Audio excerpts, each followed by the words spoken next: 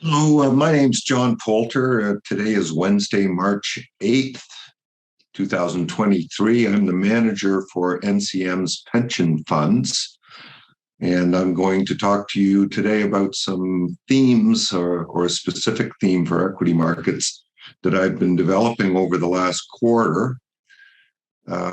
This theme has been developed after my work in digging into last year's sell-off. And I'm doing this so I can put together a game plan to try to capture some of the upside recovery that we're pretty certain is going to happen. There's never been a sell-off that didn't recover, but some themes play better than others when the tide turns. So I put together a couple tables today to help me make my case. I thought I'd share them with you today as they frame what I've been noticing in the market right now. The theme looks like it's a risk-on trade that seems to be driving the market performance so far this year, which, by the way, has been pretty good. And risk-on means that investors are buying and supporting companies that are defined by growth. And these companies historically are more volatile and than the average company, and hence the name risk. But I don't think it's a risk-on trade, and that's the basis of my theme. What I'm seeing today is that PE compression that was caused by last year's sell-off has brought higher growth equities back into a buying range. And that means that the risk definition in the risk-on statement might not be defining markets today. It's more great growth at value is the theme, and these are what I'm showing you in these in these tables today. The top table is showing PEs, price to earnings ratios, PEG ratios, which are PEs divided by growth, and also average returns.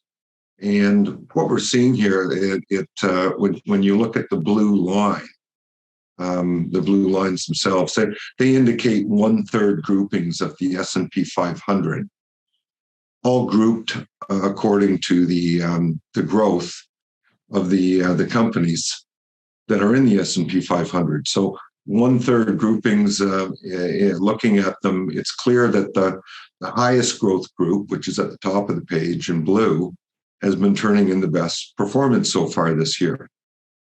And it's also can be seen on the page that the average PE of this group is trading at 24 times next year's earnings. Now, that's a little high on the high side of average for the overall index, but it's very impressive to see that that PE is associated with a average PEG ratio of these companies of 1.3.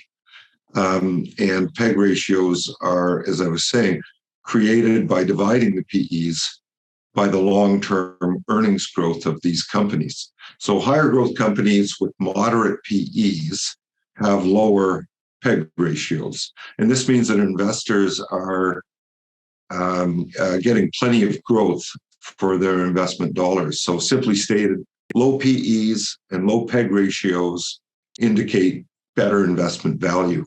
And this group of companies represented in the top blue line have been driving a lot of the performance that we've been seeing in the market so far this year.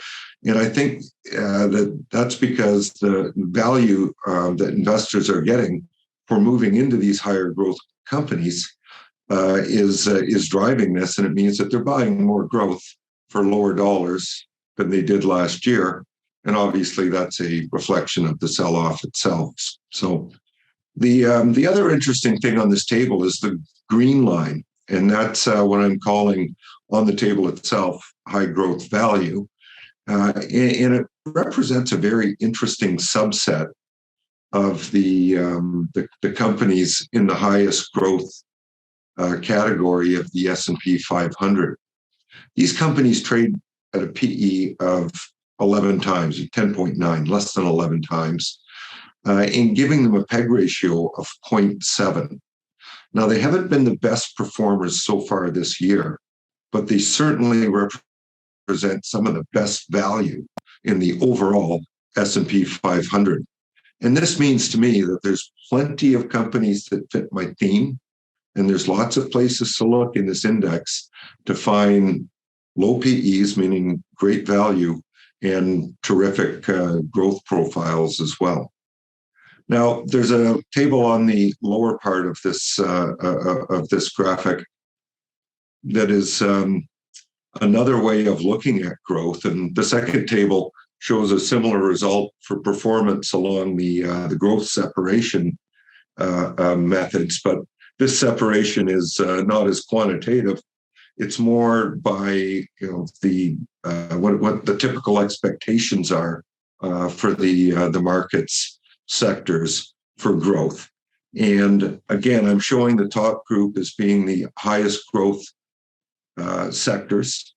They represent over half of the S&P 500 at 56.3%, and they're represented by communications, consumer discretionary, and technology. And you can see when you look at just this group in isolation, which is where you find a lot of the higher growth companies, they on average to the period tested towards the end of February were up 4.7%. And then you look at the medium growth sectors, which include financials, industrials, materials, and real estate, 22.6% of the market, and on average up 1.2%. And then there's the low growth sectors, which happen to be sectors that held in very well last year. But you can see that they've not been keeping up with some of the rebounding stocks today, and they represent about 22% of the index. But as a group, they're lower by 30 basis points over the period that I measured here. So, clearly, most of this year's performance is being driven by three sectors that caused a lot of last year's pain, indicating a rotation back to sectors that will rebound. And the groups lagging so far this year are sectors that held in relatively well. And as I said, these were the defensive sectors. So, I'm sensing an investor appetite to find growth, and they're finding it in many companies that are now much better defined as value. It's clear to me that the top growth companies in my last table with 56% of the market are driving the overall returns. And also to me, this indicates that the S&P 500 should be a pretty good index to follow this year as investors continue to reward growth with recovery pricing. We might not get the lofty valuations that we saw last year, but this type of analysis and the theme that I'm holding on to right now certainly suggests that there is room to move much higher. So this makes me kind of more constructive, or like the US market more than I have in the past few years. And it's been driving some of the changes that I've made in the pension portfolios, specifically more of a tilt toward the various sectors and the growth profiles that I've just spoke to you about today. For today, that's my message, and I hope I've been clear in the themes that I'm following. Thank you very much.